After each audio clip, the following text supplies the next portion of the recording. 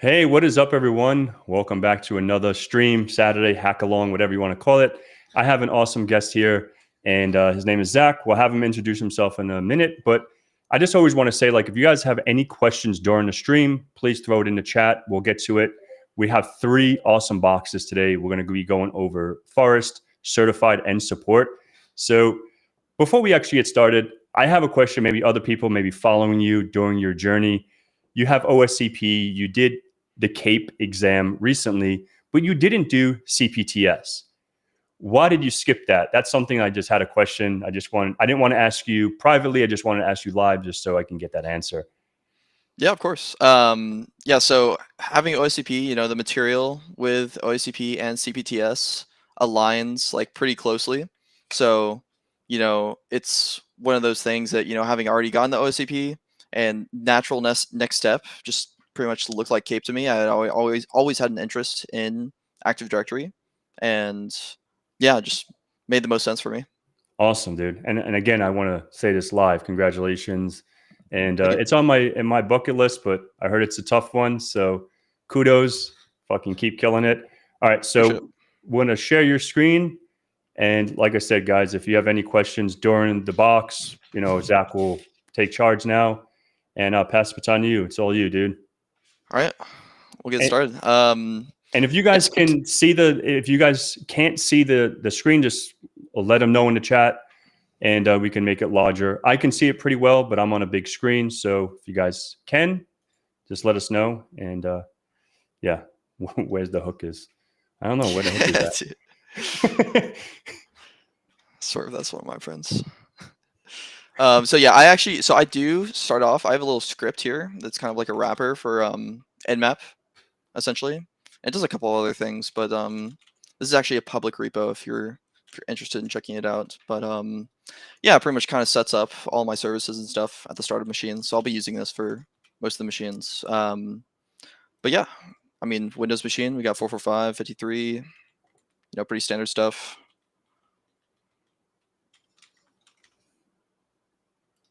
And you got your machine up and running, right? Yep.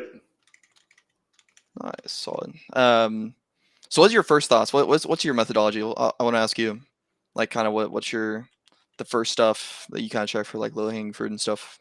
Yeah. So yeah, what I would do is just, do your Nmap, do your enumeration, look at 445, maybe do SMB client or net exact. You can do your net exact.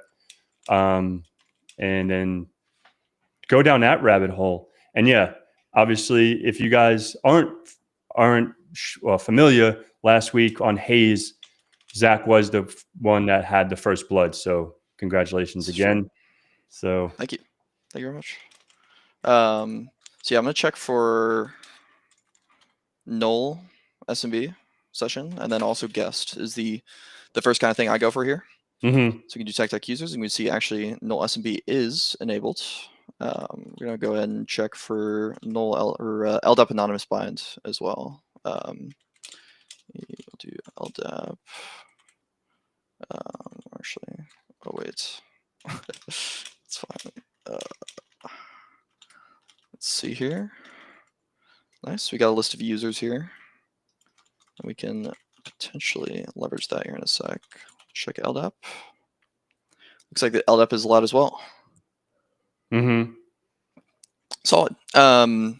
So from here, we can, there's a couple things we can do. To get a list of users, quick tip, you ever heard of this repo called powerview.py?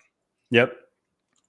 Nice. And I like to use this repo because you can actually do anonymous bind. I actually pushed the pull request for that to fix anonymous bind in PowerView. But we can do, what's the domain again? This is http.local. And then what's the host name? Oh, wait, I'm trolling. Forest.http.local. Real quick, don't forget SC hosts. Yeah.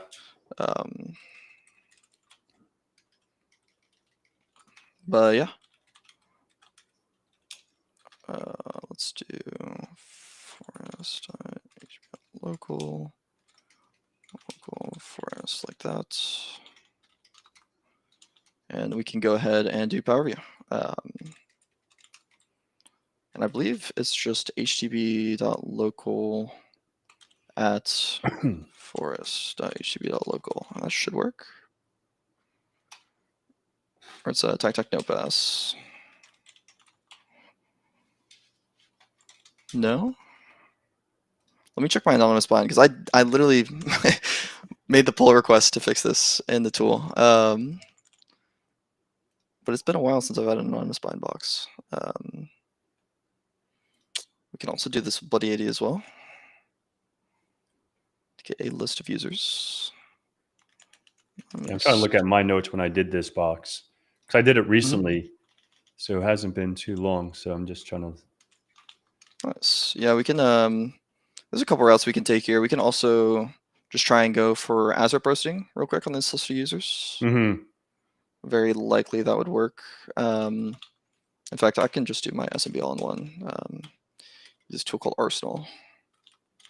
And this will go ahead and RAD brute force to get the list of users. And it is. I have to update my. There's like this global arsenal.json file that maintains. You can see the last box I did here, but this kind of maintains the environment variables for this tool called Arsenal that I use to kind of automate commands. Have you heard of Arsenal before?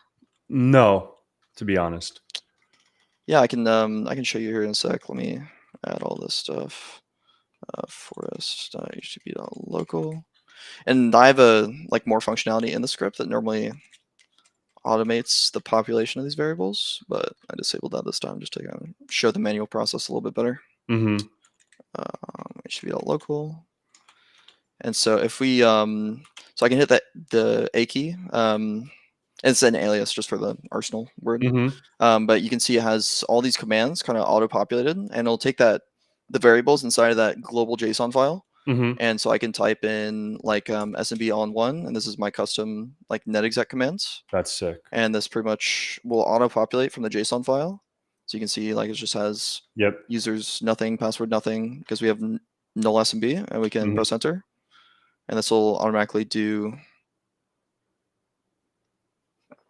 all this stuff, pretty much. RD brute force should work if the users work like this, I think. But we'll see. No, really.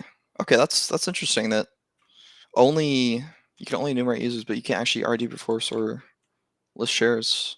I wonder if that's purely because of LDAP. We can try the LDAP all-in-one as well. That should actually. Okay, so there are no ASRP roastable users, or is this curve roasting? No, this is curve roasting. Actually, correction. So we still have to check ASRP roasting. Go ahead and do power view http.local. Dude, what was the anonymous bind command? I'll find this. We'll just do it manually. Screw it.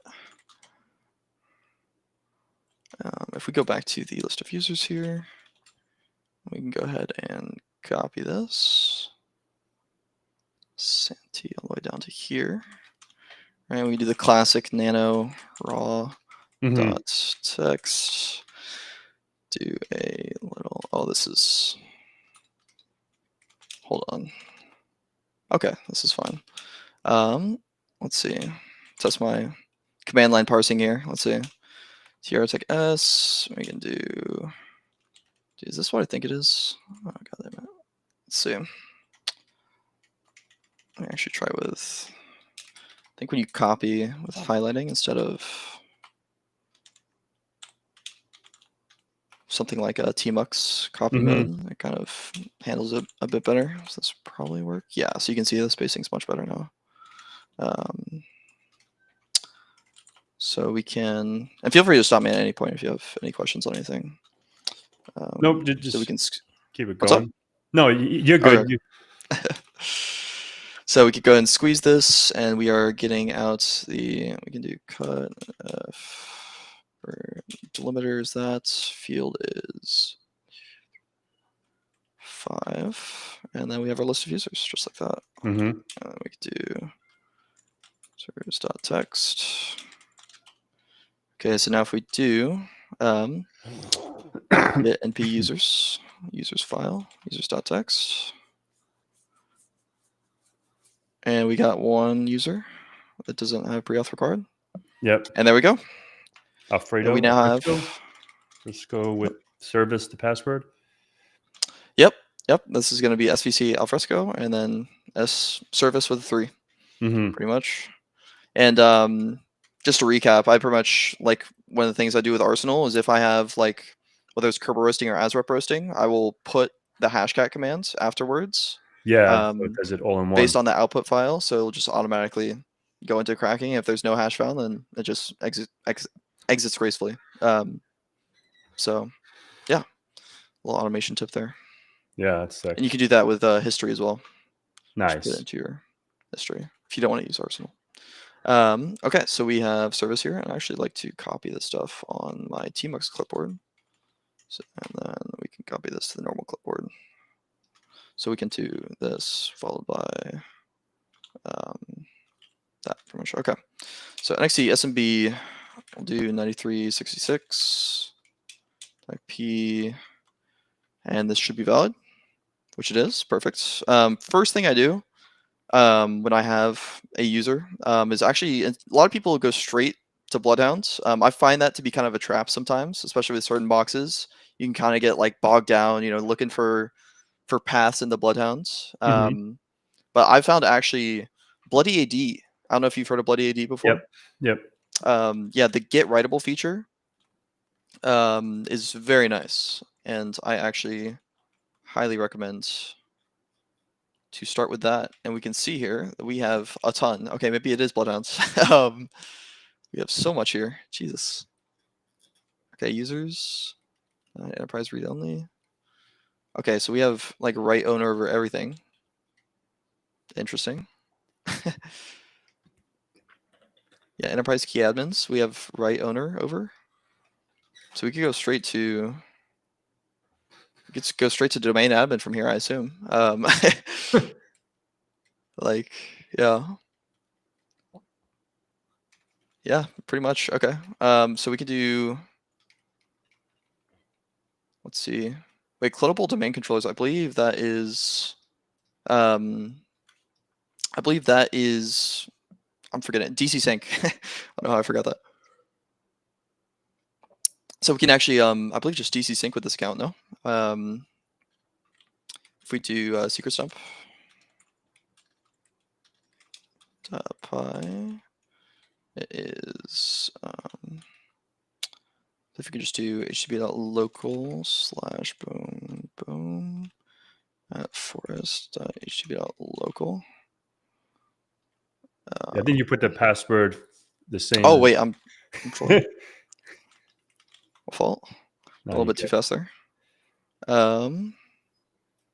Badien. Kind of just testing my knowledge here. We could do Rust sound real quick just to double check.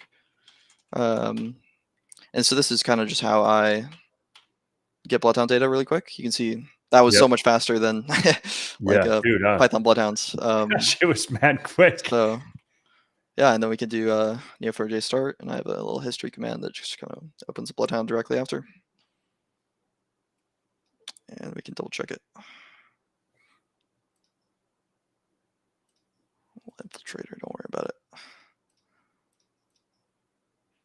Clear this. And pull up. Get out of the Rusthound folder. Rusthound.zip action. That was pretty slick. Appreciate it. And then shortest paths, classic. And we currently have SVC Alfresco, so we can see member of. Okay, so it's generic all over this exchange Windows permissions that then has write DSL over the domain. So solid. And we can go ahead and abuse that. So we're going here. So if we're doing generic all abuse, we can just add ownership essentially. So I'm going to do Bloody AD again, and we can do add group member. Did I say add owner? I meant add group member. And then group is going to be Exchange Windows permission. Exchange Windows. Yep. And actually, when there's spaces in the name like this, I like to just take the DN. And Bloody AD is really nice at handling the DN for stuff. And then the member we can just say is SVC alfresco.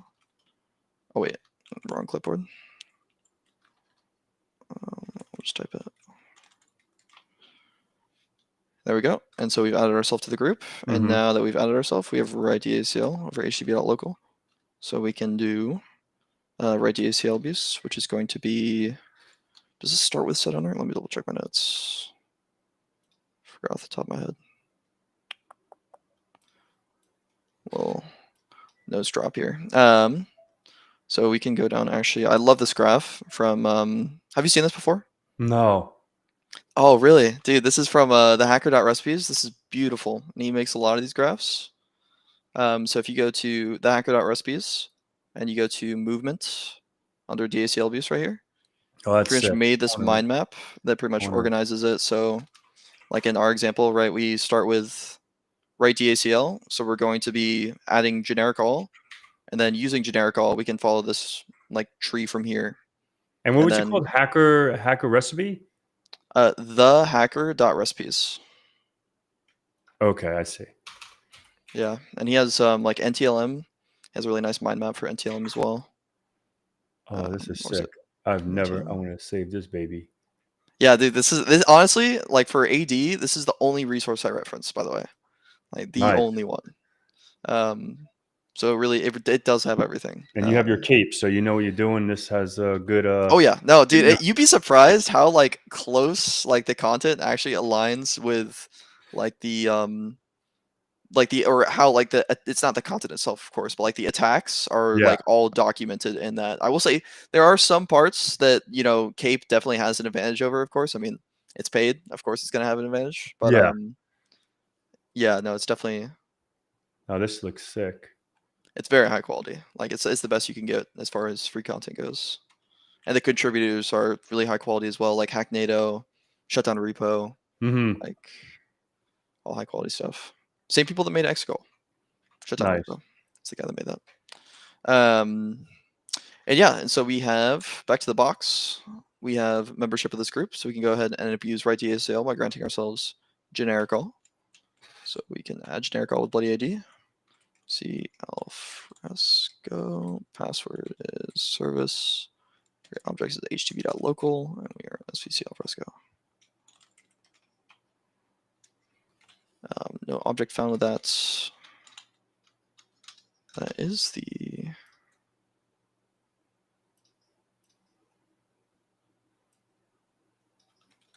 Hello?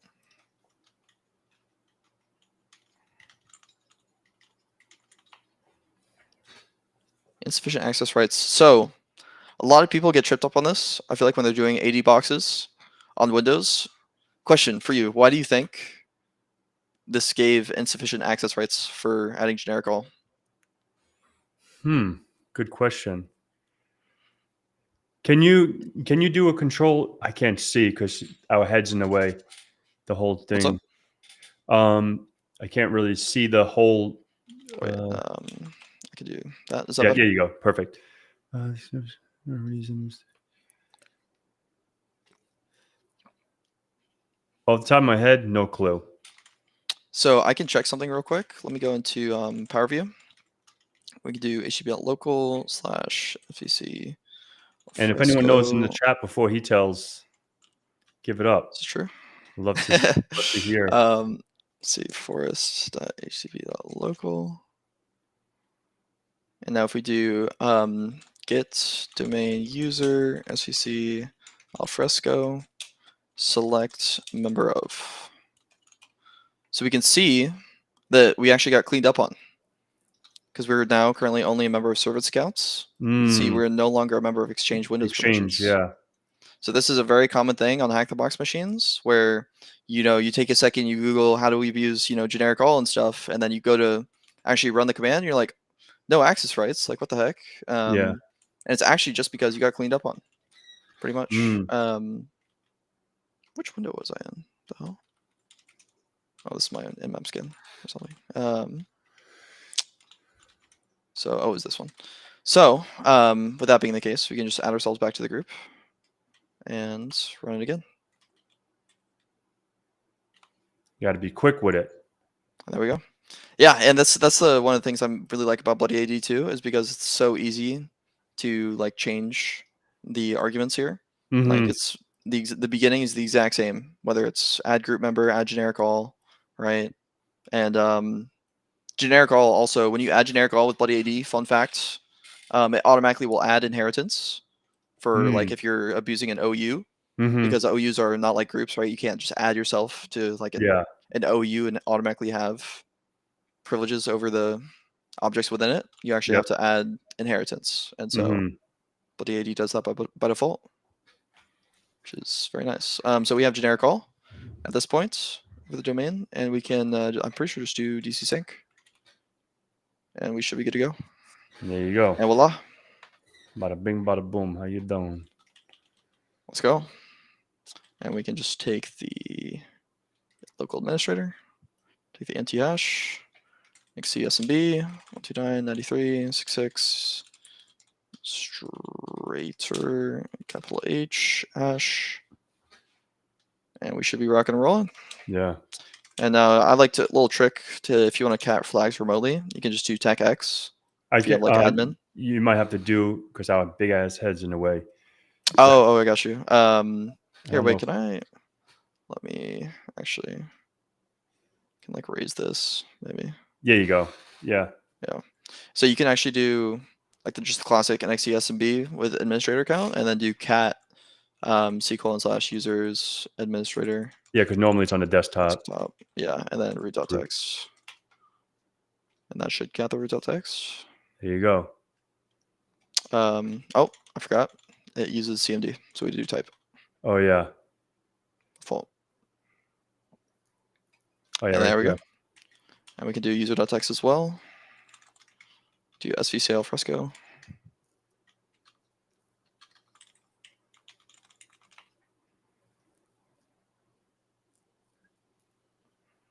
And boom. Sometimes I'll just give you a timeout for no reason. It is what it is. And we're back. There we go. We got both our flags. Call it a day. Boxes. So yeah, skipped over user flag a little bit there, but not bad. No, that was pretty good. 20 minutes. That's not bad. Solid. Solid. I will say it's funny. I like to preach Bloody AD get writable over Bloodhounds. Like, it almost feels more efficient sometimes, but this was kind of like one of the few times where you had so much permissions that like it was a bit less efficient almost. Yeah, facts. But yeah, compared to Bloodhounds. But in any case. Yeah, no, that was good.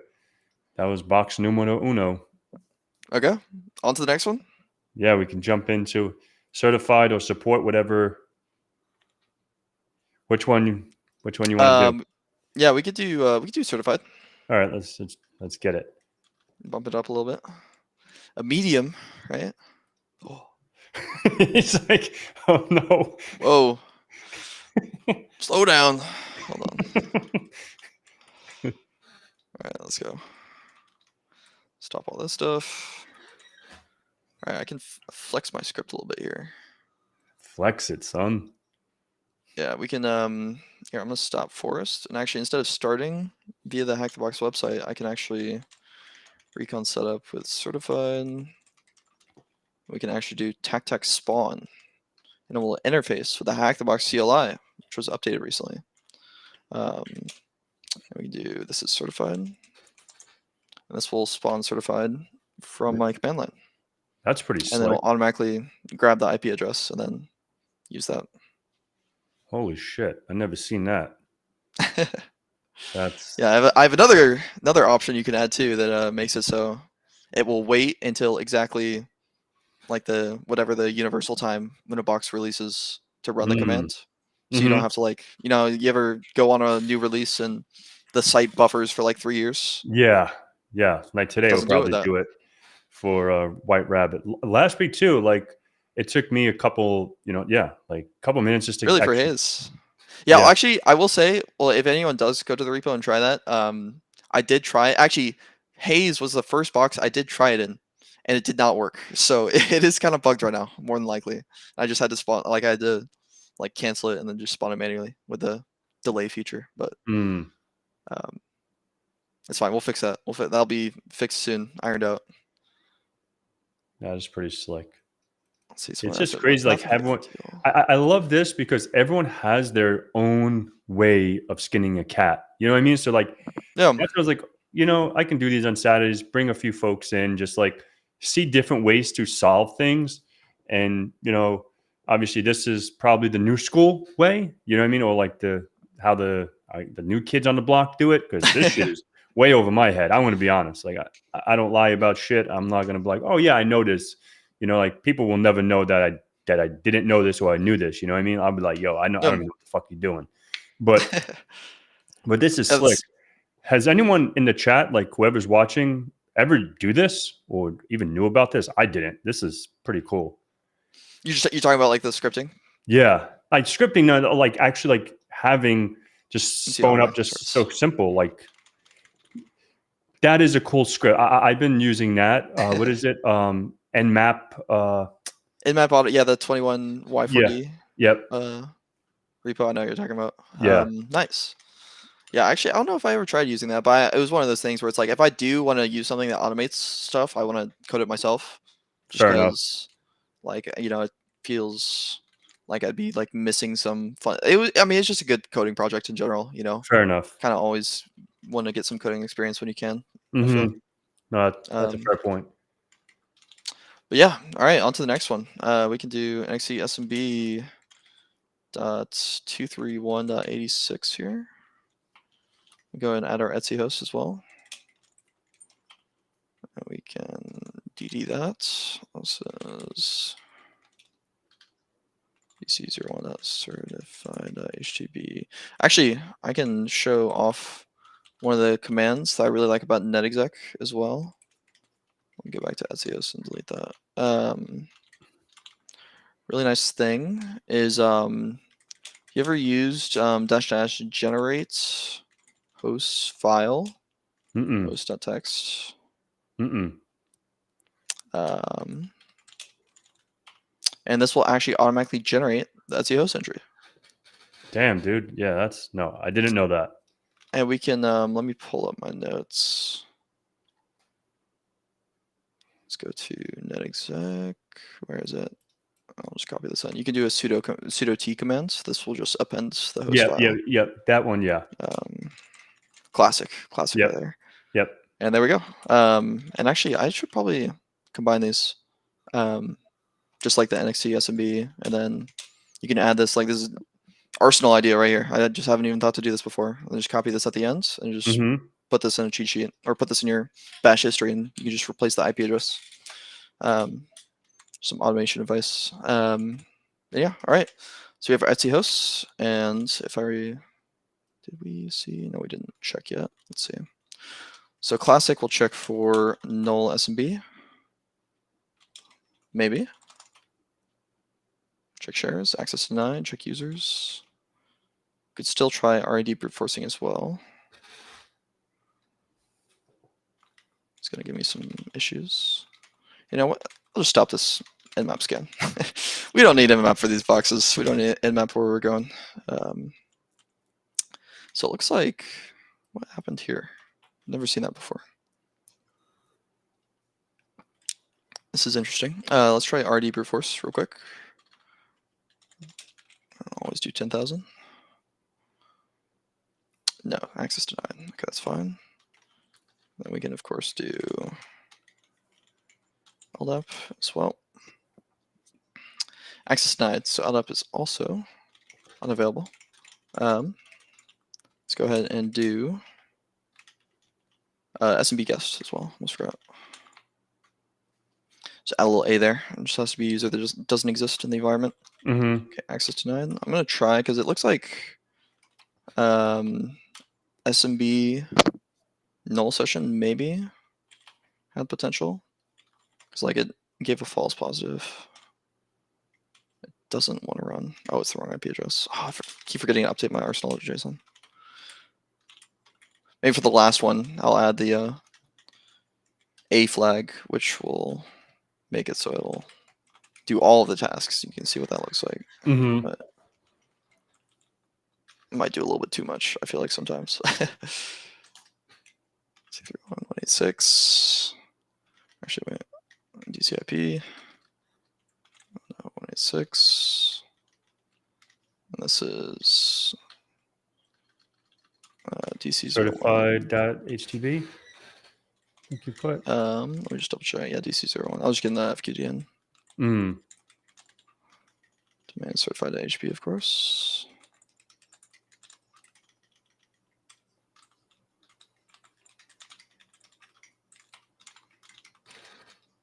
All right, and we can try this again with the correct IP address this time.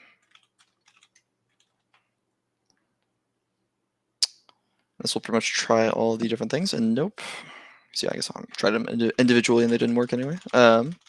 So at this point, double check Nmap. I guess I'm glad we did do a light Nmap scan here. Let's see. Definitely missing something obvious here.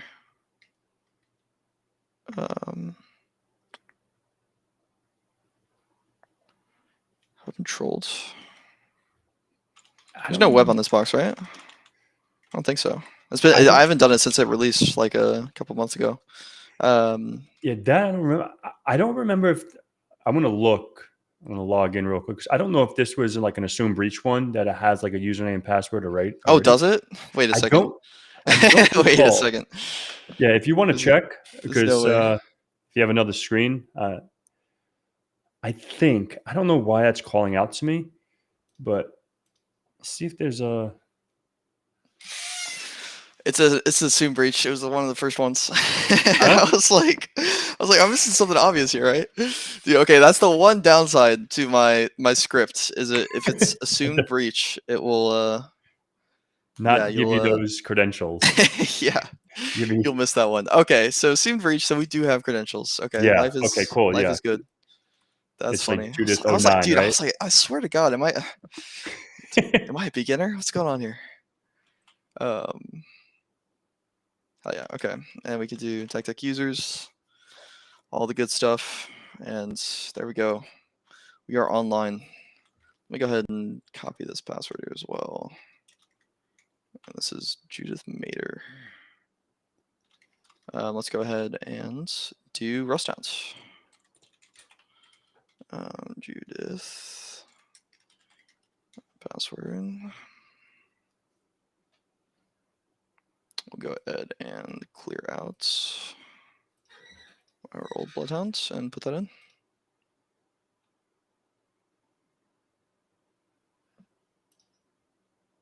Oh wait, where we go?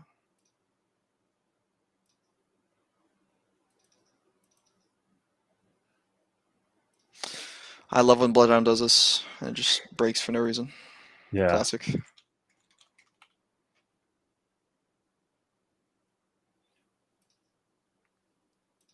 All right, let's see here. How are we doing on time, by the way? What time did you say you had to leave? It's no biggie. 12:30 would be ideal because I got you. A hockey game. But Sam, can you explain what he's doing?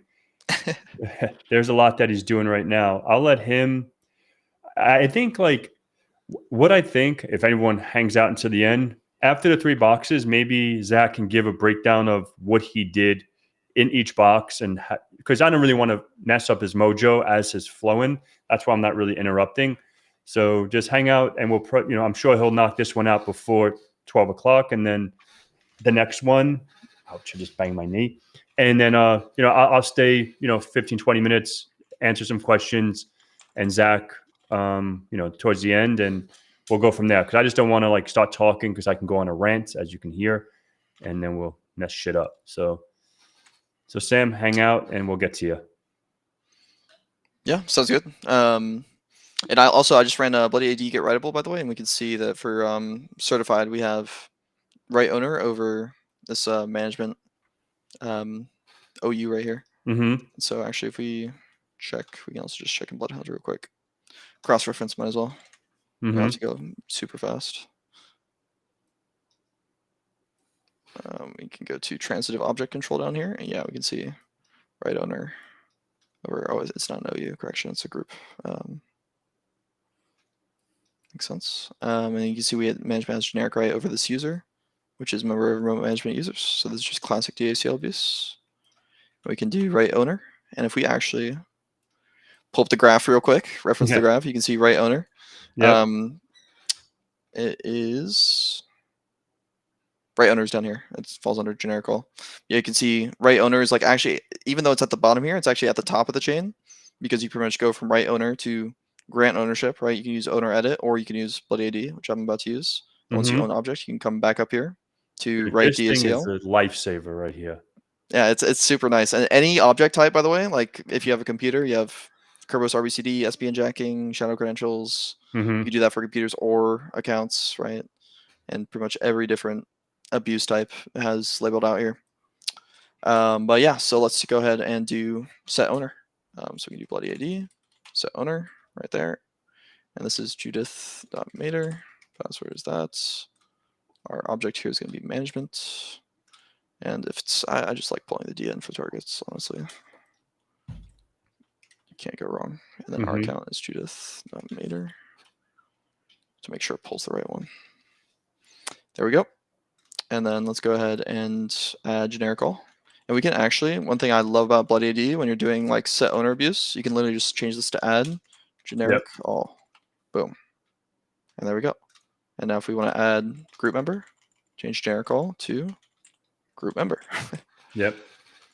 Dude, I could probably actually put that like all in the same commands. Dude, I'm getting these automation ideas as we're doing this. Yeah. Okay, let's see. All right, now we have generic right over management SVC. One thing to note, a lot of people do get tripped off sometimes in these kinds of spots, where if they have like if they're doing this with like a Kerberos ticket, when you change group membership with a Kerberos ticket, you have to request a new ticket. So little note there. Not with if you abuse DACL, like if I abuse right owner, I don't have to get a new ticket in between that chain. But when I change my group membership is when you have to change. Fair. Because DACL is like outbound. But little thing there. So we have generic right over management SVC. There's a couple ways we can do this. Pull up the where the heck did my obsidian go?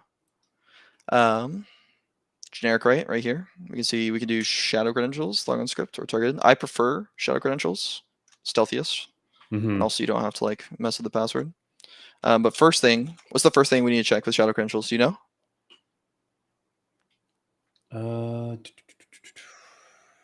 No, not off the top of my head.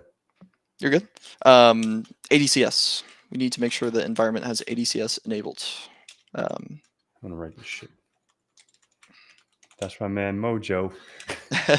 Yo, what's up? Yeah, dude. Okay, so we can do TechM ADCS with netexec LDAP, and that will tell us yes, ADCS. I mean, it is called certified, so maybe we could have assumed that, but we can go ahead and do shadow credentials. Now, some people will do or not targeted Kerberos for my PyWhisker. Some people use PyWhisker. You probably heard of that tool. Yeah. For targeted Kerberosing, I prefer to use CertiPy. Yeah, CertiPy is very nice, and we can go ahead and do Judith.mater.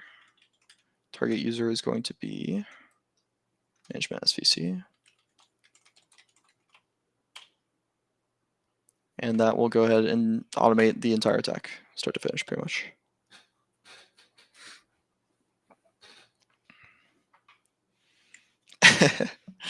Dude, I'm telling him about the ADCS. I got you. Okay. Clock skew 2 great. Classic. We can just do fake time. This is actually a tip from the Exegol developers. You can pretty much run this extensive commands with ZSH at the end, and it will essentially create a new ZSH session with the clock skew fixed without actually having to like adjust your system clocked. Because a lot of people use like NTP date, and stuff. And it's actually I can't even use NTP date if I wanted to in Exegol. See, it's now found. If I tried installing it, I don't think it'd work. Because the way WSL works, it's always synced with my host clock. Yep. So I would have to change like my host machine's clock, which is like, yeah, not trying to do all that. Exactly. But, I'm good on that. Yeah. But we should be good to get this hash. So you're running Exegol on your Windows machine in WSL? Yes, with Docker. I can pull up my. That's pretty Let's see what we slick. got I might have here. to hit you up offline and maybe do that. Yeah, for sure. And You can see for every different, like I have all these different containers for, for exams or enterprise, AD Lab, Volt Lab, yeah, it's pretty Track Me. cool. Yeah, maybe I have to. Kind of like 'Cause isolate that stuff. I installed Exegol with Home. I don't know if Home's the first person that did the CAPE exam. So he showed me. He's the one that told me about Exegol, and it was Gucci. I loved it. But then yeah, I'm so used to like the Kali commands, and some of the commands don't work. And Yep. then, but like you're just like him. He does all this shit, and I'm like, dude, I don't fucking you love it. Let's keep going. Yeah, for sure. No, it's yeah, it's kind of, I don't know, it's kind of one of those things that like if you get frustrated with Kali one day, you make the switch, but until Yeah, then, it's not super necessary. It just has a bit of convenience, and it preference. does have its drawbacks. Like I've definitely had some like growing pains learning the limitations of this, but Yeah, but so far, dude, like I guess with the limitations, you've worked around it, and then you have your way of doing it. So that's like the fake time, right? And instead of NTP time. So fuck it, dude. Whatever floats your boat and whatever works. yeah, true. And also one thing to note: management SVC, member of remote management users, anytime users, member of remote management users, Mm-hmm. Evil WinRM. Yeah, And exactly. actually, I missed this when I looked at it before. We can see generic all over CA operator. CA operator. I wonder what that means. Well, let's exit this WinRM session real quick. Let's do some generic all abuse over user. And we can do sort of or shadow credentials again. We can do management SVC. Do that. Target user is going to be CA operator. And then we can go ahead and add a colon to that. And we'll auto detect the hash. What does certify want? Hashes. Forgot what certify wants. Ah, that's what it wants. Well, I share my setup. What do you mean by my setup? Like my. Yeah, I didn't know what it like. It's like you want to know what he has on his My physical PC? machine. Yeah, Yeah. or like I gotta rock in the yeah, real quick.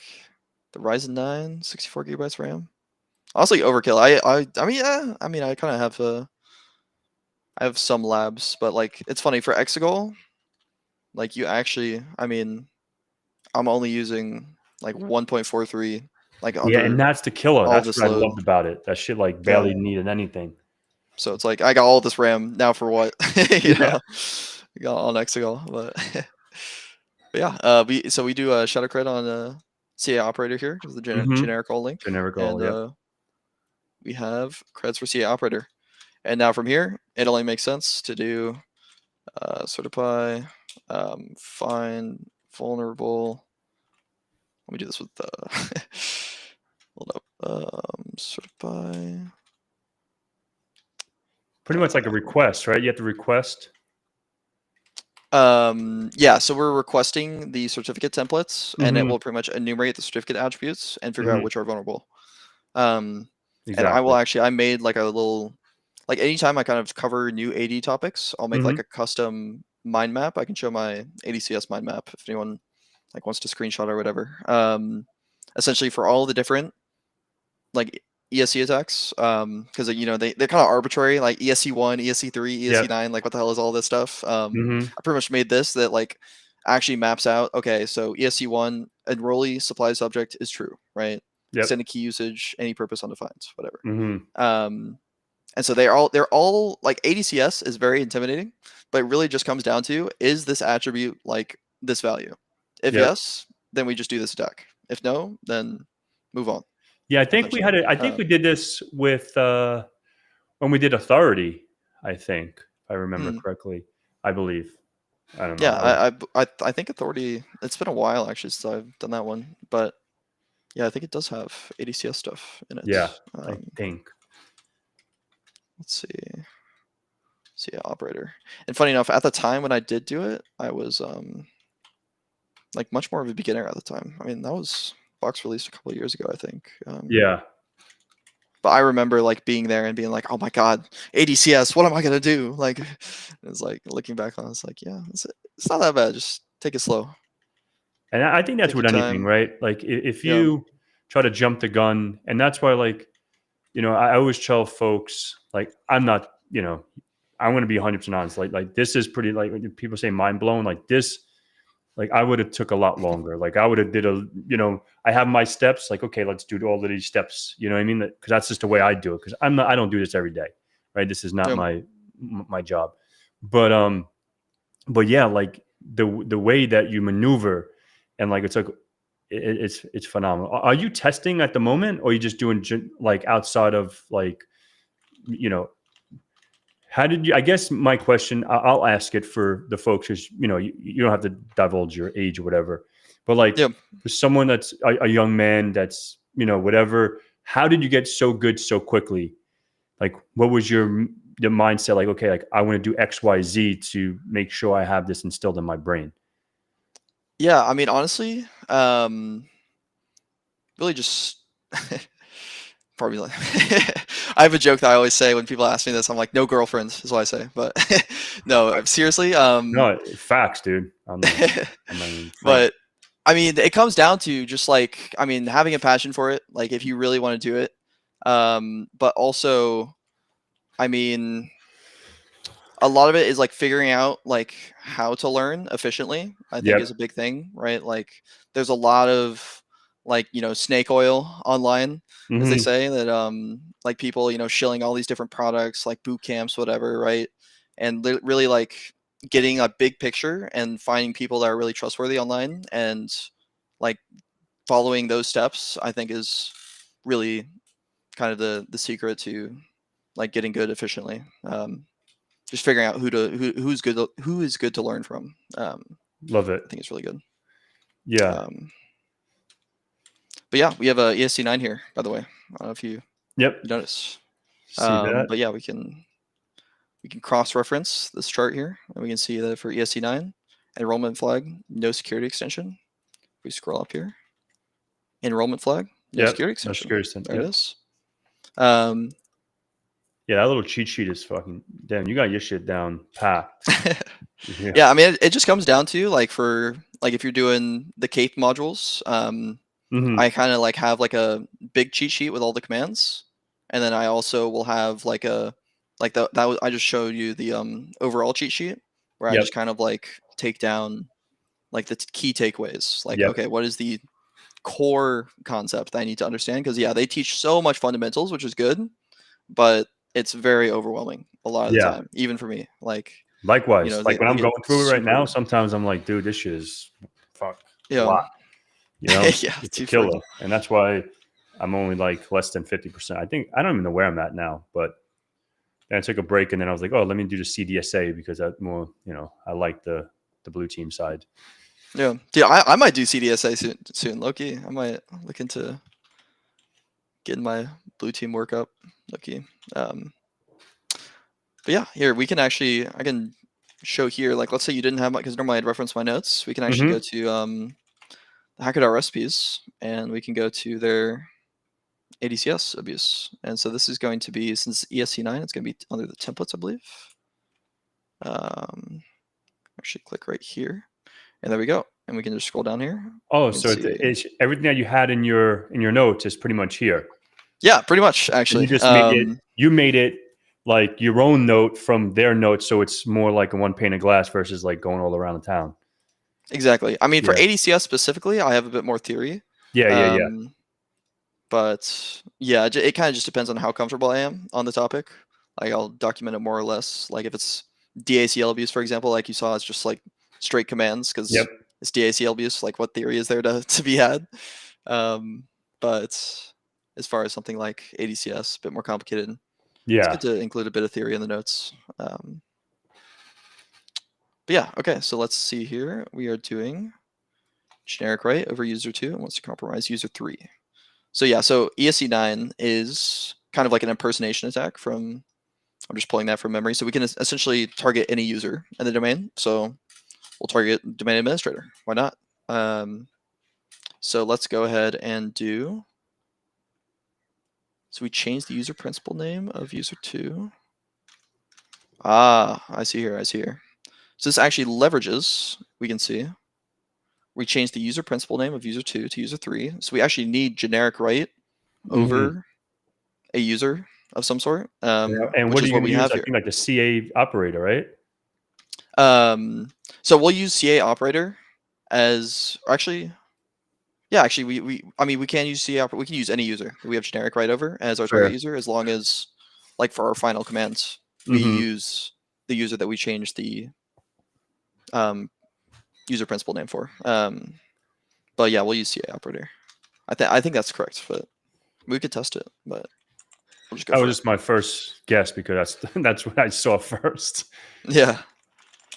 No, I think you're right. We'll go for it though. So CA operator. This is gonna be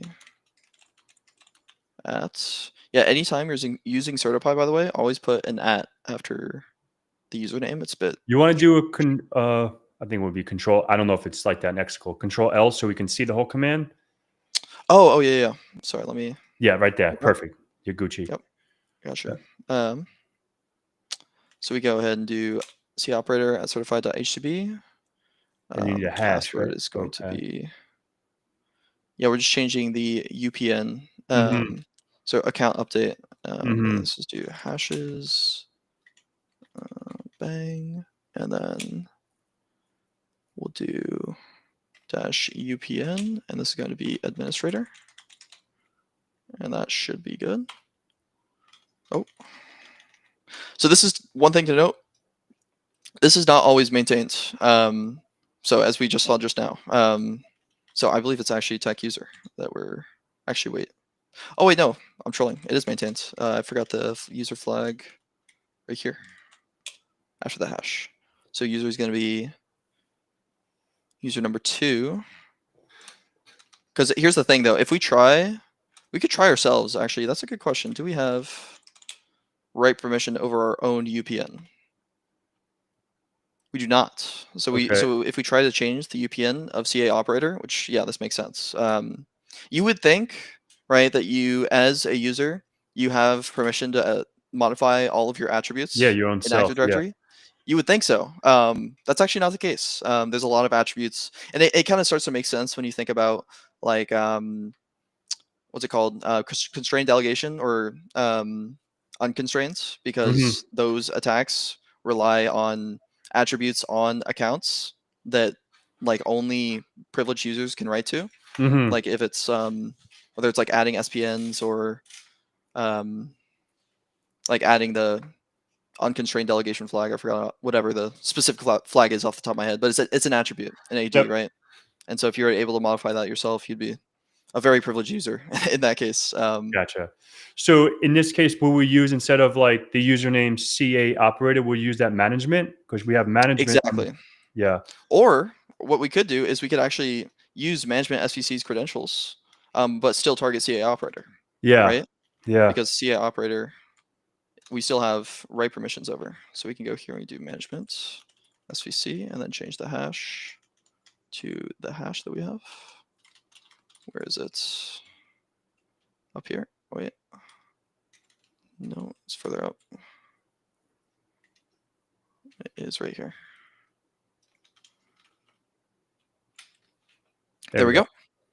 We can see we updated CA operator. So now the UPN is administrator.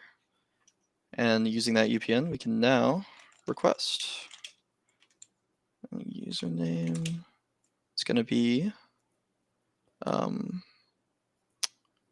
vulnerable certificates requested as user2. So yeah, we're going to do CA operator. CA operators. Yep. Hashes is going to be a little hash right here. And then target is going to be the ADCS host, which I believe is the CA, which we can just check real quick with LDAP.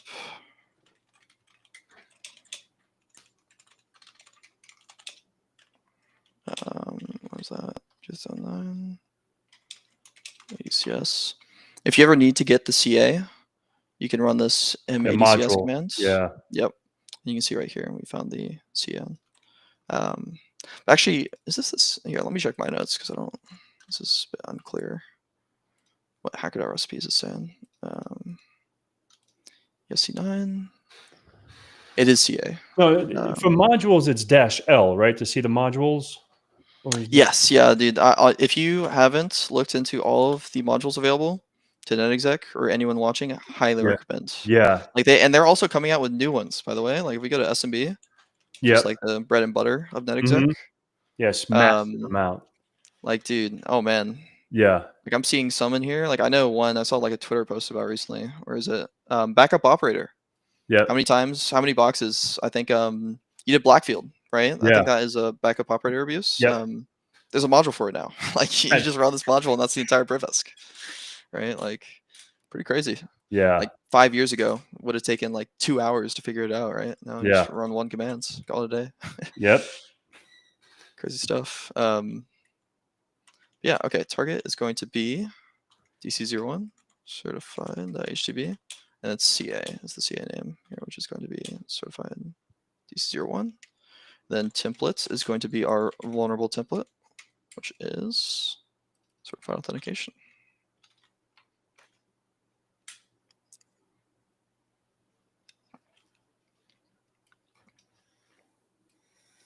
Connection. And we got NetBIOS timed out. This, I think, always happens the first time you request a template with certify. You just run it again. It just works. Nice. For whatever reason. You do certify auth, there's PFX, administrator PFX, and we can include the domain, why not? Certify.htb. Wait, am I? Oh, we have to change the UPN back. Because it's like there's another user that matches that UPN. I think, right? Certificate and user administrator. We'll try changing it back. That might not be the case, but I think that's the case. UPN is going to go back to CA operator. And then we can try authing. I think that worked. Beautiful. Yep. And just like that. And you can XCSMB. 231U administrator. Capital H, X. and flag. Just go straight into it. Types, you can want users, administrator, and desktop / root.txt. Should be good. Oh, didn't like that one. Not find path specified. What do you mean? Don't be like me. Desktop. Don't be like me. I always misspell everything. Yeah. There you go. There we go. Solid. Let me get the user.txt as well. Show proof of that. And that was, forgot which user. Judith? No, Judith was initial access. It was a management SVC. Management. Yeah. CC desktop user.txt. That should be good. So now we know Zach's tricks, how he gets first bloods. I got one. All right. Yeah. So that was awesome, dude. Like literally 2 of these boxes in an hour. And it's, I mean, AD is one of those things. Like I like to say, like Linux. Like I still am. Like you might be faster than me on a Linux box. I'll be honest. But AD is one of those things. It's like you're always going to see something that you're remotely familiar with. That that's why VulnLab. Like I'm very excited. I don't know if you saw the announcement. Yeah, like they're collaborating with HackTheBox. Yeah. And so like AD on HackTheBox has always been like not generic necessarily, but like there hasn't been really too many curveballs with AD boxes. And the VulnLab, like the advantage that VulnLab has always had was that their AD machines are very unique and like always like throw you something that you're like, whoa, this is like, some AD attack I've never seen before. Mm-hmm. So yeah, looking forward to that. And that'll be fun. Yeah. That's when I had like Ali. He was the first one because I talked to him. I was like, hey man, like, would you like to come on a Saturday and just hack some shit? And he likes VulnLab way better than HackTheBox, right? Like that was his go-to. He's like, I'll do a VulnLab, thing. And he did the most insane one. And he made this shit look easy. I'm like, what the fuck? That's crazy. Dude? Yeah, like, and yeah. So I guess when people like this AD stuff and it's like their bread and butter, it's like they have their tricks and they have their ways of going about enumeration quickly. And like I said, like, home, he has his way, the person we were talking about before the stream, like he has his way to do his thing. And it's like, holy moly, dude, like you're just on a different level. And Yep. but once you have your stuff cooking, so that's 2 down. So Forest and Certified, and now support. Yep.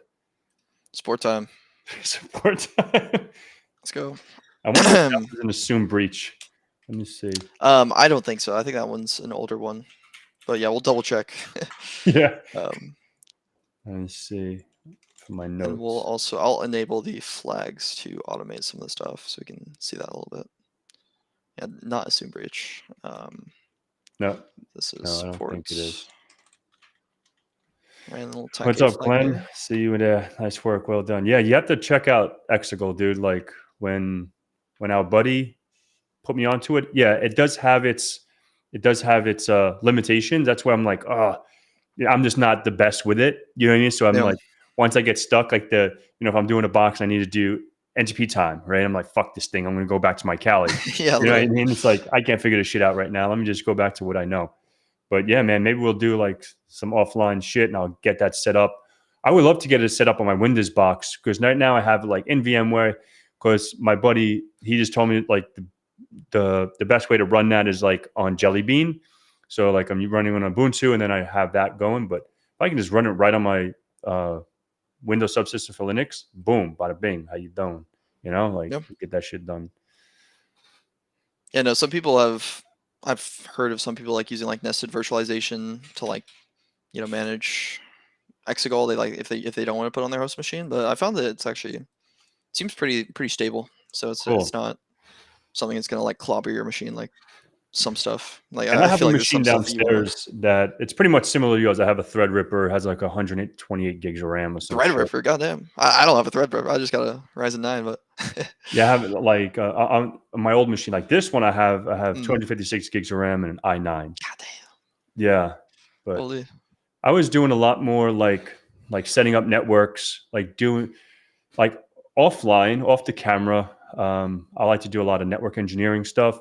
So like I do more like EVE-NG, GNS3, setting up networks and like setting those up, cloning those networks and like helping friends out with like CCNA, CCNP stuff. I don't really talk about that on the interwebs, but yeah. So I do that, but don't ask me for help because I don't unless like you're someone I know, but like I don't really, Of course. But yeah.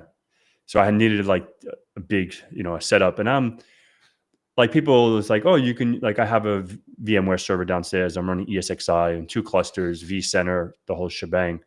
Nice. And yeah, I can. Yeah, that's my bread and butter. That's my background. So ESXi over Proxmox? Yeah, it's the question of the day.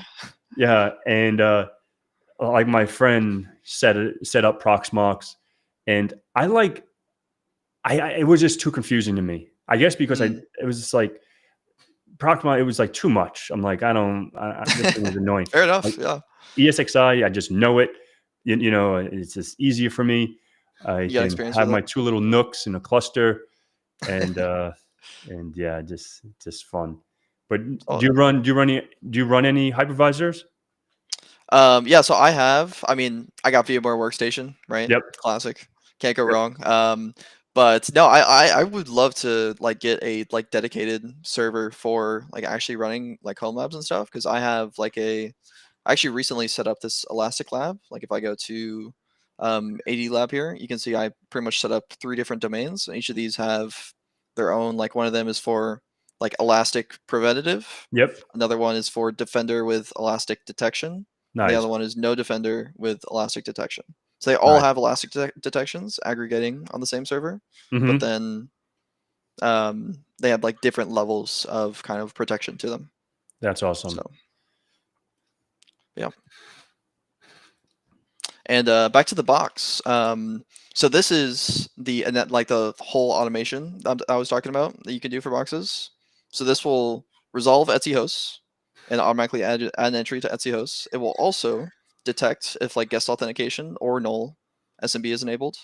In this case, it found guest authentication, and it found a readable share, which it just lets you know here on the bottom. Neat little thing there. And it also will launch tasks depending on like the ports it finds open. So you can see right here, because it found SMB open along with the readable share, it automatically ran the Spider Plus module and downloaded all of the Spider Plus contents, which we can find right there. Also runs curb root. This can kind of get some quick wins sometimes. Sometimes if you have like a user that's like, you can crack their password, you can run curb roots and actually just like run RockU on it with curb root remotely, and you can like skip steps sometimes. So that's why curb root is actually. This is how these fucking kids are doing it, huh? little tip there. But yeah, so it looks like in this case, it's probably going to be on this SMB share here. And a new tool, actually, I'm going to stop this and map scan. A new tool I found recently that I can showcase here is SMB Client NG. I don't know if you've ever heard of this before. No, I have not, to be honest. It's a dash host 10.129.230.181. Did not want to activate a session. All right, was it guest? It was guest, right? Yeah, it was guest. Oops. Go back here. We'll leave it empty. It's guest fully authenticated. There we go. This is very cool. So we can do shares like classic, and it'll actually, so it'll show the visibility of everything. And it'll also, you can do ACLs, and it will show the ACLs at the same time while you're enumerating. That's which normal SMB client does not have. And I'll show you in a sec. You can also cat and like download files. Let me go use support. There we go. There's autocomplete as well, which is very cool. So I can, we'll do mgets. Let's see what looks interesting here. User info, probably. Autocomplete. Oh, it doesn't want to work now. Let me see here. Is it mget? I'm still learning this tool. I just found about this 2 days ago. No, you're good. Let's see. Gets? Is it just get? Oh, it's just get. Okay. User info.exe.zip. That'll download. That's pretty slick, dude. Oh, maybe it's not that good. Hold on. You do reconnect. Remember this command. There it goes. Okay. So maybe not the most stable, but it does the job. We can mkdir. We'll just call zips, just because when you unzip stuff, it like clobbers everything. User info to zips. We do 7zx user info, and we can see we have a user info.config. That looks very interesting.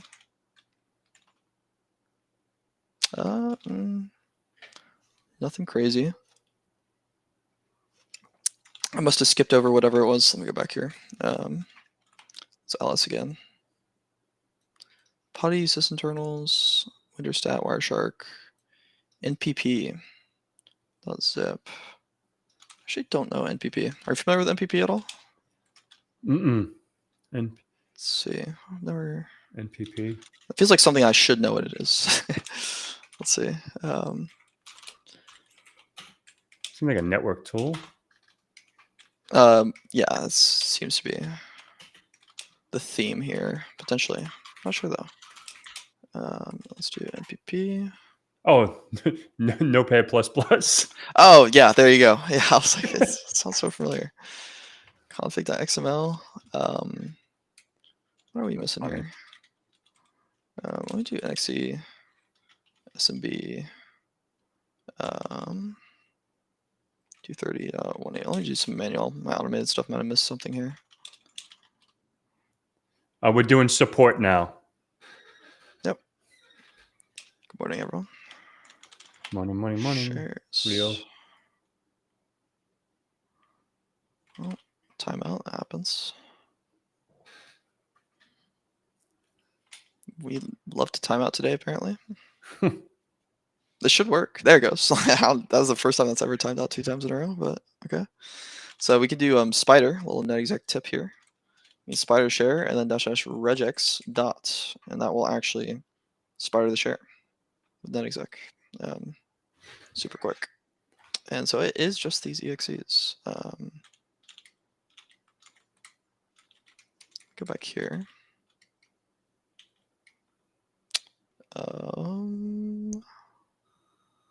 Now I'm not immediately going for the exes and like loading this up in like dnspy or something, by the way, just because number one, they're like official programs. But number two, also you gotta, one thing I think people forget a lot of times is they forget the difficulty of the machine. And they get bogged down, like they're like, oh, you know, some weird DLL, let me load this up in dnspy. It's like, it's an easy machine, right? Like it can only be so far.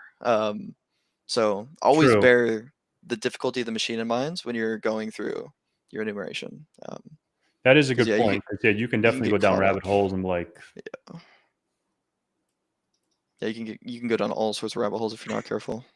I've been there, Yeah. like literally. But we are currently struggling with. Okay, we got MPP. Let's try sysinternals maybe.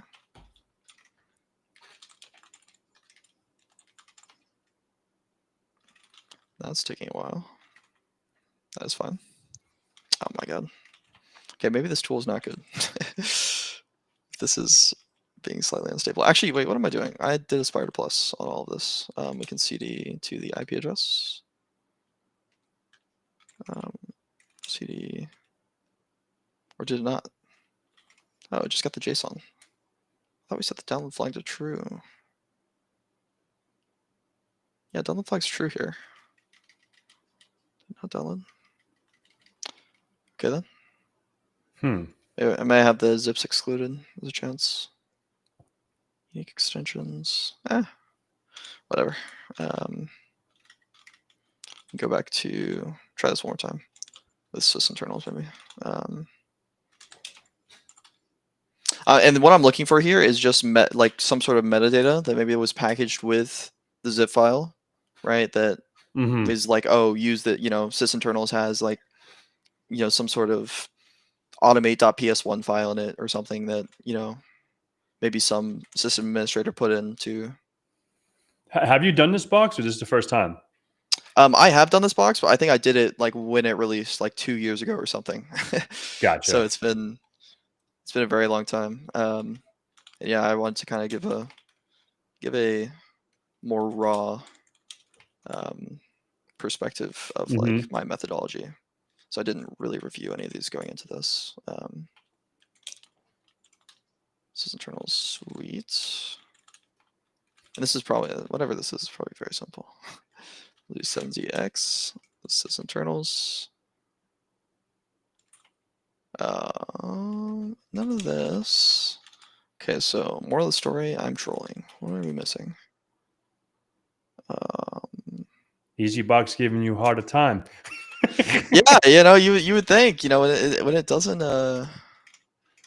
align. I mean, I don't think this is a rabbit hole, dude. I have vague memories of this machine. Oh, that's fucking with you. I swear there was some creds. Yeah, you're good. Some creds of some sort. Go on the share. What's up? Yeah, because my notes are very limited when I did this one. I don't have many notes, but if you go back, feel free if you want to put me in the right direction. Yeah, what's up? Yeah, go back to your and you downloaded the user's info, right? exe.zip. Yes, yeah, I did. Is it actually in dnspy? There's no way, right? So, wait, let's see. So unzip. So checking strings. Yeah, probably some. It is. I think it's like some, because I have like on my notes. It just says unzip that, and then there's a file in there. So okay. Yeah, wait. So unzip that. The last one there. The config. Wait, I thought I counted this. Did I miss it? No, and you already did the. Oh, let me see. No, the user info exe.zip. Yep. Yeah, this is what the extracted. I just extracted it into this directory. Okay. So what the fuck? Was it like missing a file or something? This box broken. Let me see something. I don't really. How the fuck? I guess my notes aren't very good, but it says I guess I opened this up with a application called IL Spy because it says Okay, so that's what I was talking. I was like, surely it's not DN Spy. No, it is DN Spy. Okay, yeah, IL Spy and DN Spy are the same thing. gotcha, Essentially, the difference is DN Spy can debug versus IL Spy is just for analysis. gotcha. And then They're yeah, if you open up both. the user info dot, That's funny. Hey, wait, hold on. No spoiler. I can here. We'll move this in real quick. Another nice thing about Exegol, the like folder that everything is done in is globally like accessible on your host. Like it's just always shared, so you can very easily move files Yep. around. I Fun facts. definitely want to do that on Windows instead of having it on there because toggling between the two has always been a nightmare. Yeah. So I'm going to go ahead and move this into my VMware shared folder, and we can go ahead and whip up a Windows machine. I use Commando. I'm not sure about you. What do you use? You just use base Windows? Yeah, just base Windows. Okay. Yeah, Nice. yeah. Commando is a cool little distro. I was about to say, have you seen it before or Yeah. familiar? Nice. Yeah, I pretty much like use it just for the setup process. Yeah, helps a little bit for like when you have to burn down whatever your Windows machine is, because I don't use templates, even though I maybe should, but or snapshots. Yep. But yeah, so let us load this in. I think we are good here, and we can go ahead and open IL Spy. So I don't think this will require debugging, but it would be the first time I've been mistaken. Let's see. Let's go to desktop, user info. Let's pull this up. So we can open this up, go to this tab right here, look for modules. Nothing under module, user info right here, find user options. So you can just walk through some of these methods here. The classes, whatever you call them. User info.exe, commands. Ooh. LDAP query, we're getting somewhere. Hold on a minute. Oh, this is looking good. Okay, we can see protected get password. So take a look at that real quick. Is there a way you can zoom that in just for? Yeah. Yeah. Okay. Cool. There we go. Yeah. Yeah. So if we go back to the LDAP query, I forgot this is a step protected. Oh, encrypted password. There it is. So we can see that if let's go ahead and copy that actually over to a notepad. Key is going to be Armando. Ooh. Take me back. Where did we go? Key here is Armando. And then we do get password on this. Go back to LDAP query. Double check this. Is there any arguments for the get password method? That's what I'm checking here. I think we're good. Yeah, no, it's just get password is the method. Okay. So if we double check get password here, we can see convert from base64 strings. We do a from base64, and we'll do CyberChef for this. Neat little tool that lets you kind of do any kind of encryption, decryption, base64 nonsense. So let's see. So from base64 string encrypted password, we're gonna have to do this backwards. Actually, no, we don't have to do it backwards. What am I saying? Because it's just doing a straight decryption. So we'll do from base64. And then we can do array at I key length. Okay, is this XOR? This might be, or what operation is this? Mine's default array. I don't remember. I mean, honestly, at this point, I hate to be someone to recommend ChatGPT, but this is the stuff that ChatGPT is really good at, actually. I don't know if you ever incorporated just write me ChatGPT. a simple fucking decrypt this password. Thank you. or even just like honestly, like I just ask it to understand, or like, hey, what is this operation, and then you can bridge the gaps yourself. Because Fair. at the end of the day, the whole point of HackTheBox is to, kind of learn this kind of stuff. So it is nice to kind of yeah we could just ask it, write a Python program that decrypts this, but yeah, let's see. I'm gonna just ask it what operation is occurring here. Honestly, little for loop. Double check this real quick.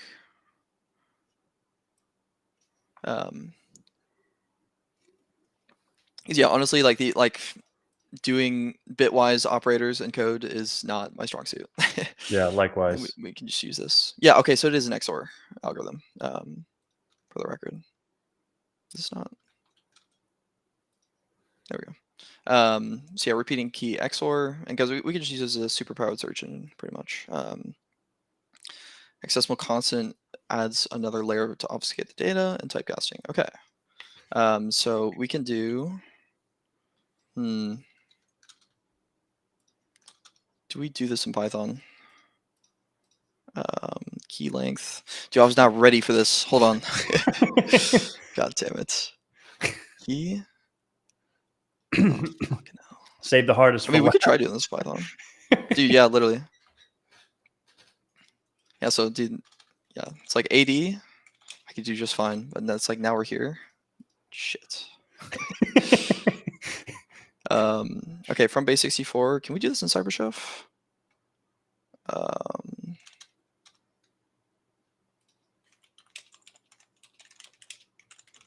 Let's see. I might actually. I'm curious. I might just take a look at the write up here and see what they did, if they use Python or CyberChef. Because it's like when it comes to this kind of thing, we know what we have to do. It's just a matter of doing the thing. Like, and oh, interesting. Wait, I completely forgot that this is a possibility.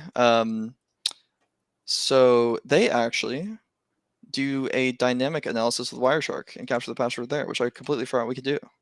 Because if we go back to the LDAP query, we can see that the a quick way to check if this is possible, because I actually have seen this on boxes before, as long as there's no LDAP S. Right? Yeah. If there's no S, then exactly. It's all in we clear can just text over 389. You're good. exactly. So we can actually go ahead and try that. Actually, desktop. We'll do ./user. I'm not sure where this is going to pop up on. But wait, is there? Using like Linux hotkeys here. Help. No. Does it take arguments of any kind? Oh, we can see it spiking here.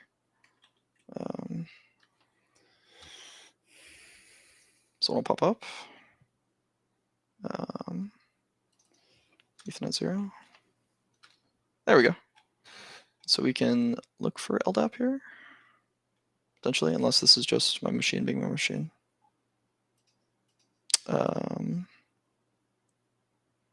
Yeah, no, this is with some internet IP address. Wait a second. So wait, let me add one thing I like to do with Wireshark, which actually I haven't done on this machine yet, is remove the protocol and actually add the ports, because the protocol is actually assumed and is not always correct in Wireshark. Wireshark tip there. Where are we going? Port, destination port, right there, and then we'll also add RC port, source port. We'll go ahead and move this up. Source port, destination port. That's how I set up my Wireshark. Yep. Call that des port. There we go. And so now we can actually see if LDAP is here, which of course it's not, but it's a good try. Let's go back to, let's try Ethernet 1. I assume. No, it's just doing a DNS query. Mm-hmm. I think that's where it's coming from.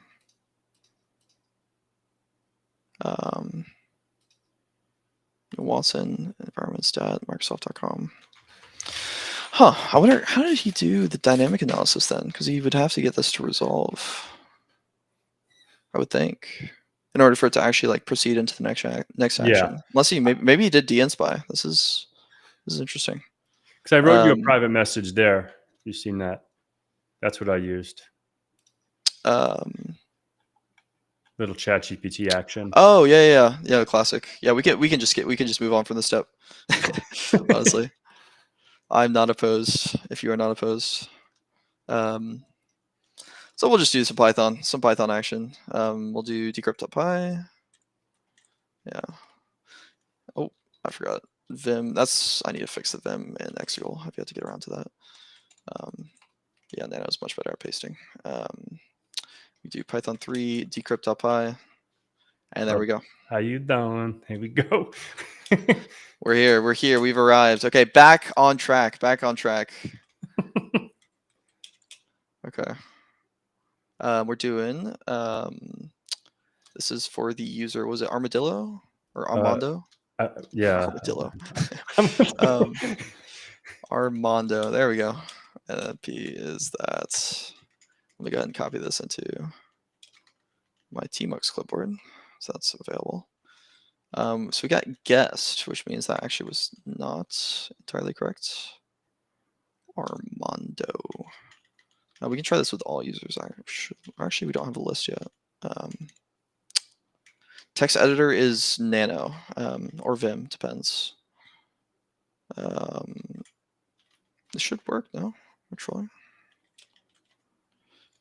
Is that false positive? No. Because yeah, here's the thing. Even though it gives us the plus, it says guest, so it's saying these credentials are not valid. That's the only. Yeah. Was there another user that we missed? Potentially. And let me go back to the code actually. If we go back to the LDAP query, is this even passed in? Oh, I'm stupid. Support / LDAP. So it's just LDAP as the user. You see that in the source? Mm-hmm. Yep. Yeah. So support / LDAP. So that is going to be the user that we were working with here. Let me go ahead and stop Wireshark too, so this doesn't hog much memory. So if we go back here and we test the creds, guess should be gone, which it is. Perfect. Really? So honestly, first thing I actually want to do is bloody AD. Get writable. LDAP, and then password is that. Forgot to add quotes around it. There we go. Nothing. Okay, we'll just do straight to rust down then. LDAP. Keep forgetting quotes. It's fine. There we go. And then we got bloodhounds. Let's restart bloodhounds.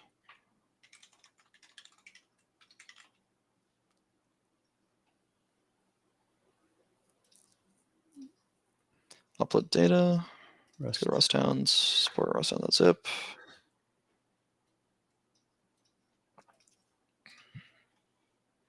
We can go. Where are we going? Shortest paths. I always go to shortest paths first anytime I come in here. And we can see support. Actually, I almost forgot. One other feature I have on my script is I can echo LDAP : that into a file called creds.txt here. Mm-hmm. And my automation script will actually pretty much automatically, first, it says spraying here. I need to fix the logic here, but what it's doing now is actually getting the list of users. Yep, there it goes. And so it'll get a user list, and then it will spray this password against all of the users that it's discovered here. That's pretty slick. And you can pretty much, and so anytime you get like a new credential, you can just echo it into this creds.txt file, and it will just like automatically spray it across all the protocols. That's what does SMB, WMI, LDAP. Like you can see, it pretty much it's using netexec in the background. It just uses like Python subprocess Yeah. So pretty straightforward. Pretty slick. But yeah. And then did that find anything? Did not. No worries. We can go back to Bloodhounds, and we can go to. Actually, we didn't check. Is this might be local profesc? Loki. I did say one room. Did not. Let's look LDAP here. And also, wait. First things first. What are we doing? We need to do git user SPN Scribos. LDAP. Oh, accidentally misclicked. Go here. Nothing. Okay. Get NP users maybe. Do the authentication. Hold up. Nope, nothing for that either. Figured I'd check that. While we're at, we check in Bloodhounds, see if there's anything here. Transit object controls, nothing. Okay. We can go back. Let's see here. Let's do, oh, it's probably shares, isn't it? Because we had a decent amount of stuff there. Let's see. Aha. Support tools. It's still support tools, but we didn't have. Yeah. Well, I say aha because if we go back to what we had before, which was just guest, I think. Actually, wait. You can see that netlog and sysvol are actually not readable, so maybe this is GPP auto logon. That's what I'm thinking. You can see this was not readable by default as guest, which makes me think it could be GPP, like I was saying. But here, let's actually log back onto support tools as LDAP first. So we'll do this SMB client ng LDAP. P is the password. Host is 129.238.181. I want to check this thing out. I want to check it. Yeah, she looks dope. Having some issues, speaking of which, but there we go. All right, it's back. I don't know. It's a little buggy, but still working out the kinks. Yeah. Let's use. We'll start with support tools. See if anything new is here. No, I don't think so. We'll go back to shares if we do. Actually, I like to do my. If I'm enumerating for like GPP or whatever, we can do spider sysvol regex dots to see if there's any. We're looking for XML files. That is the type of files that can have GPP credentials. XML? No. No, okay, never mind. Nothing there. Nothing in here as well. And there's no writable attributes from LDAP. So what are we missing? So I can, on my step, I use LDAP search using those credentials. Okay. Let's actually do PowerView then, which is like a pretty one-to-one equivalent. Did I add to my Etsy host? Yeah, I did. What was it? Support.hp. / we'll do LDAP : password. What was it? DC01? What DC? DC, yeah. Yep. And we can do get domain user -prop star and just see the properties. This might be, or actually, wait. Hold on a second. Wait a minute. Let's see LDAP. That's what I think it is.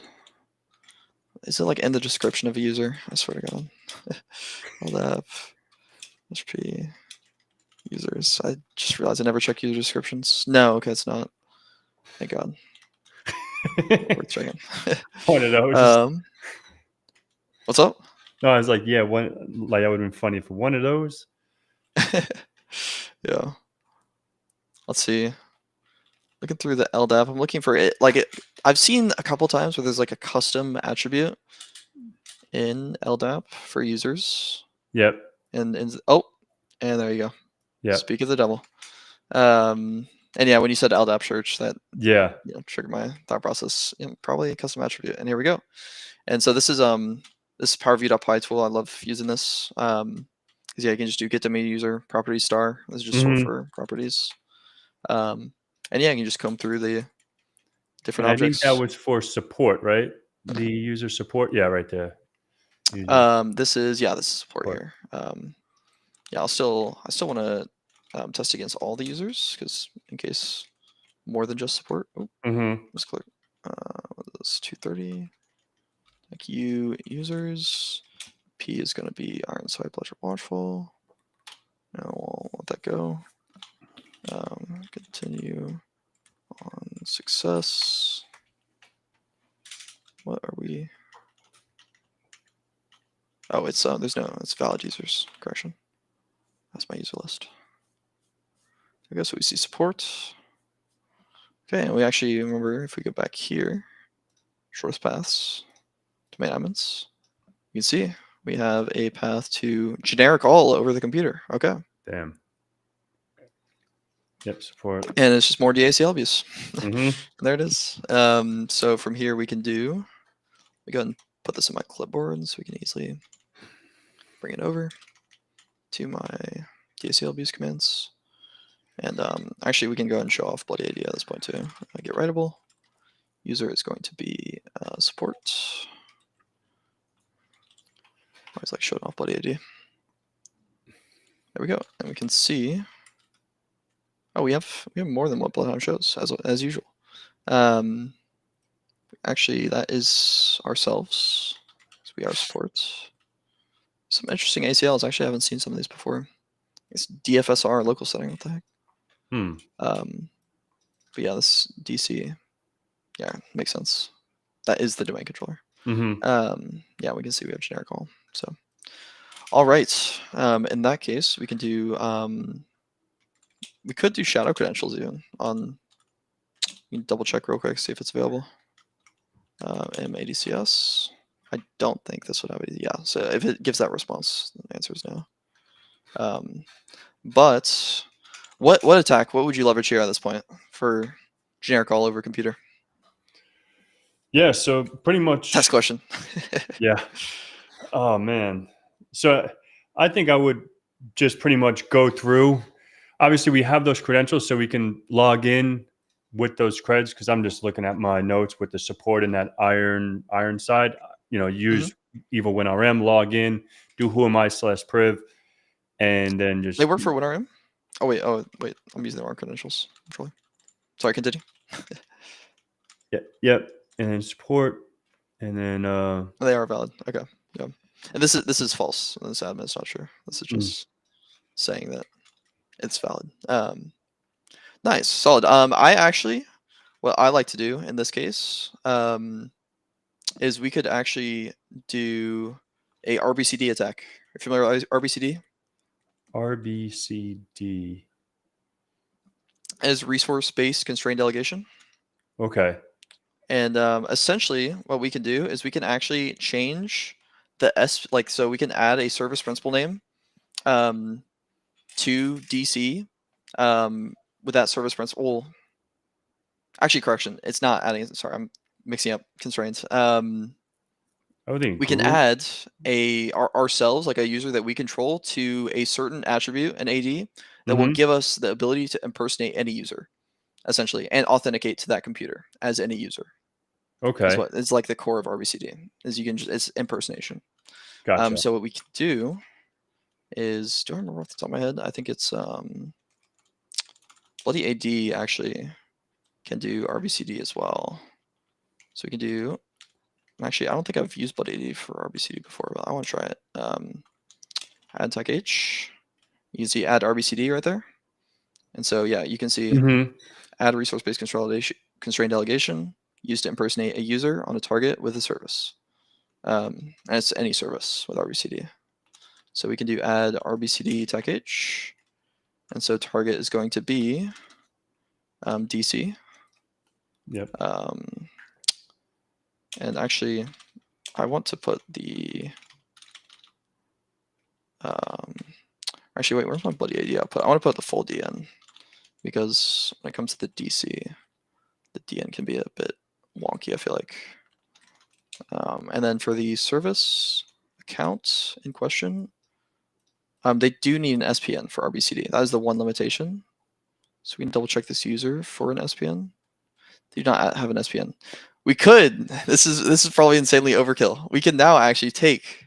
This is why I love AD so much. We could take the SPN-less RBCD line from here, which I only found out about recently. So we're like kind of, what's the word for it? We're using like a rocket ship to drive across the street, but Mm-hmm. if you're down, we can try this real quick. Yeah, let's do it. Yeah, so if we go to Kerberos here, it's under delegations, resource base, constraints. If we scroll down here, I saw here at one point, yeah, RBCD on SPN-less users. So we can actually do these commands essentially to RBCD without a user with an SPN. And do we check LDAP? We check LDAP real quick, make sure they don't have an SPN. They might though, actually. Yeah, no SPN, so we don't have a service count that we control. Mm-hmm. And now if you were to do this box, let me just double check. Like if you did do this normally, yeah,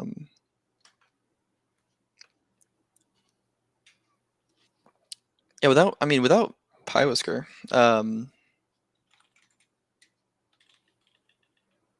mean generic all over the DC. How did I do this before? There's a significantly easier way to do this, but I'm not remembering off the top of my head. I mean, you have right owner. We have generic all over DC. I'm like blanking. I don't know why. How did you go from here? I'm curious. What was the like the standard play? Yeah, so my not all that crazy shit. But yeah, once I logged in, I have my snippet. I just did, who am I? Support, Yeah. and go to your desktop, blah blah blah. And then for my Privask, there was a shared support accounts group Mm-hmm. that had generic all permissions or privileges to the domain controller. So I was able to, read that and Windows abuse. So in your Windows abuse tab, I just put Windows abuse, and then let me see, I'm not very good at my notes. And then I just put Rubius on that machine, and then dumped the hash, and I converted the ticket, and that was pretty much it. And then I got the ticket, and then who am I? System authority. Interesting. Okay. Yeah. Wait. Let's see. Rubius. So I'm curious. Oh, I'm trolling. I'm actually trolling. Yeah. Wait. You can. Okay. You could do Okay. I don't know why I've forgotten this. But you did do RBCD from what it sounds like. Mm-hmm. But the one thing that you need to do, because I was like, we don't have an account with an SPN. How do we do RBCD? You can Yeah. create an account with an SPN, actually, Mm-hmm. because you could create a machine account, Yep. machine account quota. ESC8 attack. I wish there was ESC8 here. But yeah, so if we could do NXE SMB, I think or is it LDAP? Actually, I think it might be LDAP. Attack MAQ for machine account quota real quick, and we see machine account quota is 10. Mm-hmm. And because of that, we can do a new machine. Actually, does Bloody AD have the ability to add a machine? I think it does. Yes, add computer. Okay, so let me check my history. Bloody AD. Add computer. Yeah. Okay. It's actually good because I actually haven't done this in a while. So we're going to be doing add computer. Hostname. Yeah, LDAP.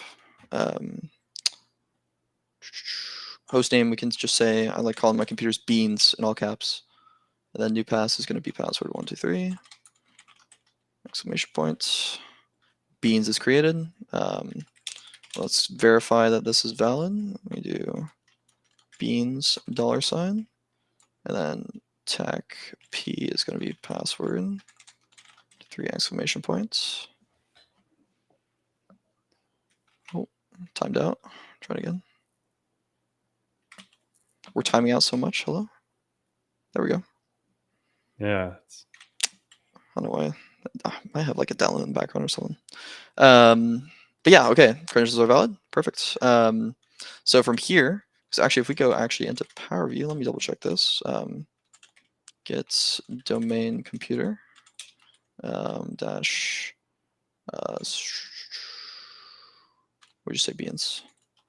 Let me restart the session. Computer beans. There we go. And we can see that it does. So every time you make a new computer, it comes with these service principal names by default, right? Like if we tried to, like if we looked at all the normal accounts, we'll see that they don't have this service principal name attribute in AD. So therefore, we can't do this RBCD attack without like the SPN list stuff that I was talking about. But since we have this computer now, we can do RBCD. So let me pull up, and we can actually follow along with the hacker.recipes again.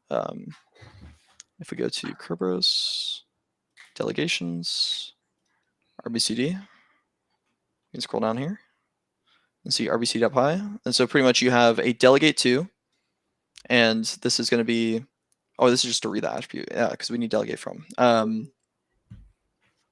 Delegate from our controlled account, and this is to actually add our user into the attribute, and we'll see, we can actually see that in real time as well. If we go to here, we can look at the computer DC.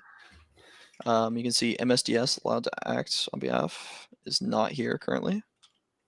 But if we go ahead and do this RBCD commands, body AD, we'll do add RBCD, tag H, target's going to be DC, $sign at the end for computer names, and then service account is going to be beans, $sign. And there we go. And so if we go back here, and if we do, you have to clear cache with this, one thing to note. Otherwise, I'll just reuse the last thing. Scroll up a little bit. Oh, we have to do dash properties. There we go. You can see MSDS allowed to act on behalf of other identity is this SID right here. And if we take that, we do convert from SID and give it the SID. There we go. Yep. Beans. Beautiful. So now we can impersonate anyone to authenticate to this computer, essentially, is what we can do now. Yeah. At this point. So we can go ahead and get a service ticket, get st.py, SPN is going to be, yeah, sifs/target. And it's actually, this is a nice thing about Xcol too, by the way. Like it has history for like all of these really common commands. So you can kind of also just go based off this if you wanted to. So we'll do sifs/dc support.htb. Yeah, a lot of repetitions, Warlock Sniper. A lot of repetitions. Actually, little background. We can side note real quick. I think what really helps kind of solidify a lot. So I finished the Cape path, and after I did that, I pretty much went in on HackTheBox and filtered by all of the Active Directory machines, and just did all of the retired machines that were flagged as AD. Like all of these, like that's back when I did support. And this kind of really helped like solidify the understanding of a lot of this stuff is just doing these retired boxes. So yeah, highly recommend. And you can just kind of like breeze through them too, follow the write-up. You don't have to like focus too hard on it. Okay, what we're doing DC IP is 129.230.181. Domain is forest. Or no, this is support. Yeah, support. My bad. Support HTTP. Little brain fart there. I think because when you went to your HackTheBox, forest was the I saw forest. Yeah. Yep. I caught that too. I was like, oh shit. And yeah, this should be good. So now we can impersonate administrator. Oh, principal unknown. Classic. This is DC support HTTP. Let me do my. Is this SPN some password? So there's a chance actually. So sometimes what happens when you go to impersonate a user is actually, let's check administrator here. You check in Bloodhound, and there is an attribute, an AD, that will, right here, you see cannot be delegated. Sometimes this is set to true, and in that case, you will get an error when you try and impersonate them. Now in this case, it's fine. So I think maybe we have to add we'll do, this is NetBIOS name with a backslash. Sometimes that works. No, it didn't like that.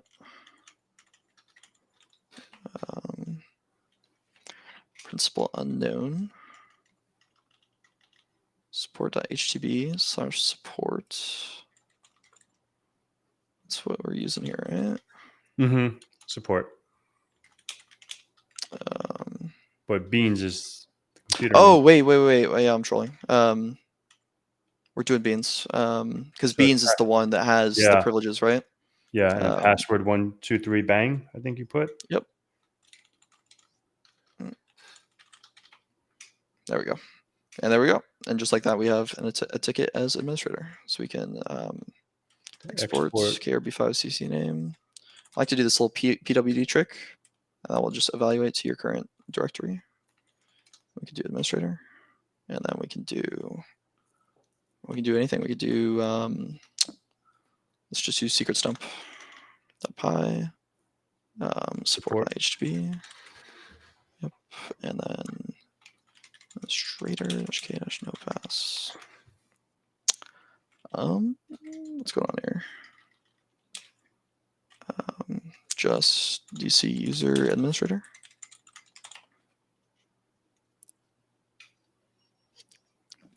What's going on here? Let's try it. Let's just validate the ticket with netexec real quick. You can use --kcache or use kcache.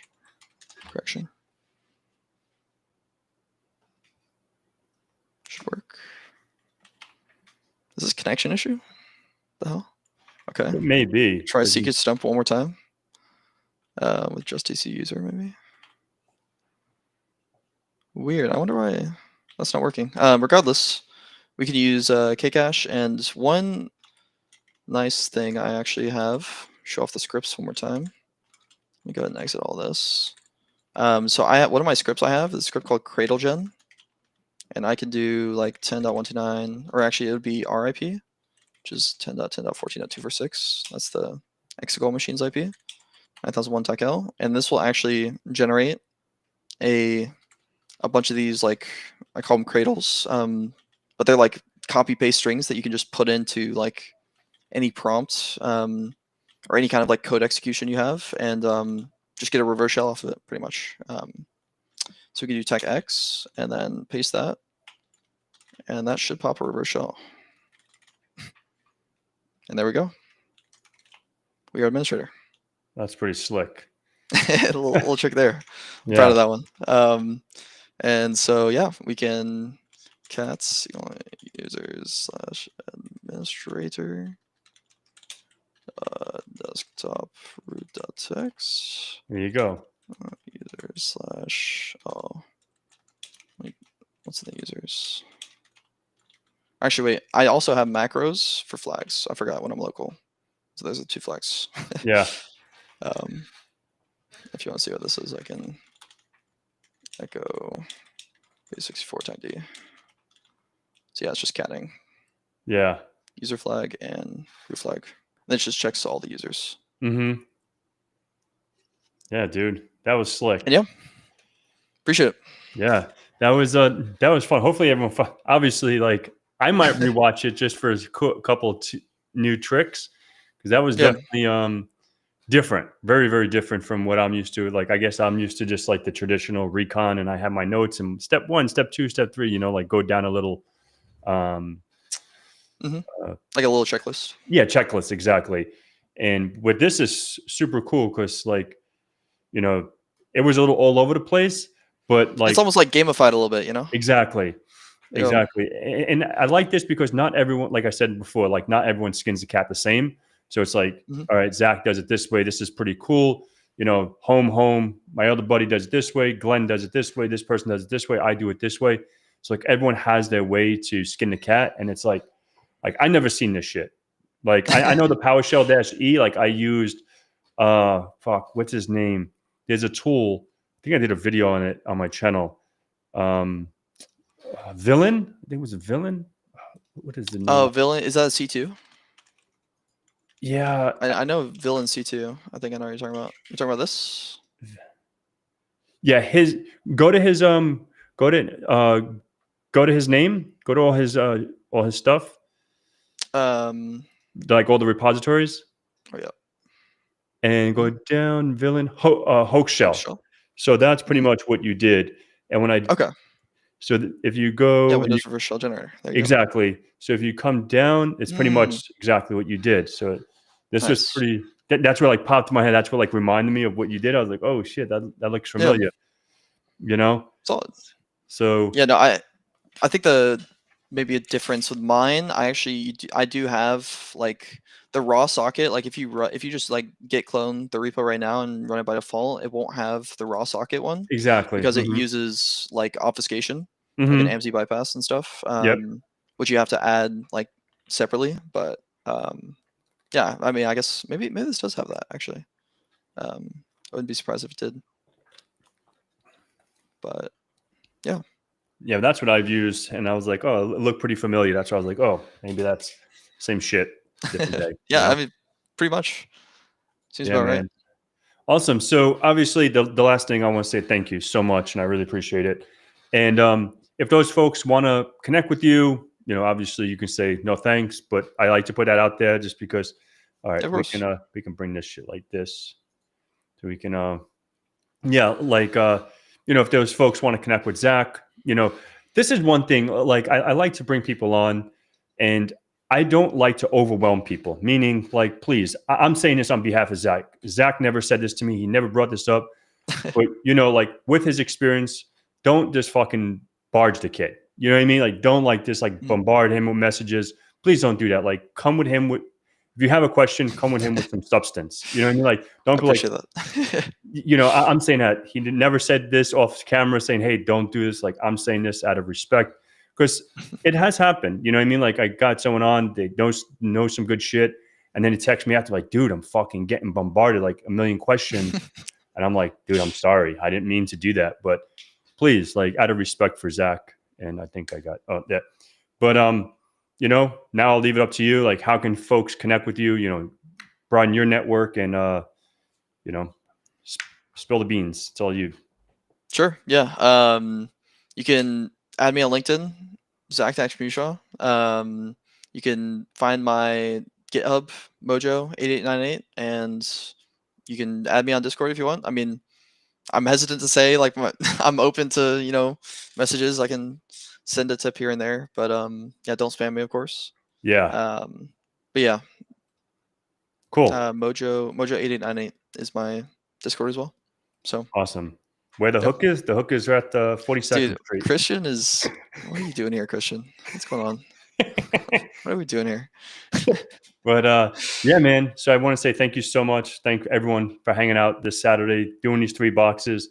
And please, like, if there's any, I know some of the video, like some of it was cut off because I was 2 heads until I was like, okay, let me mention something when you started bringing it up. So if you Yep. do have a question on a command that you watch, please take a screenshot and then send it over to Zach because he may not know where he was at that specific time, right? So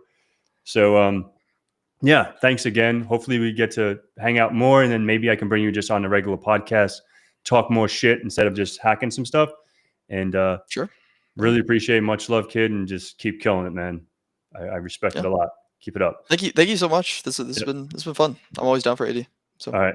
Cheers, man. Have all a right.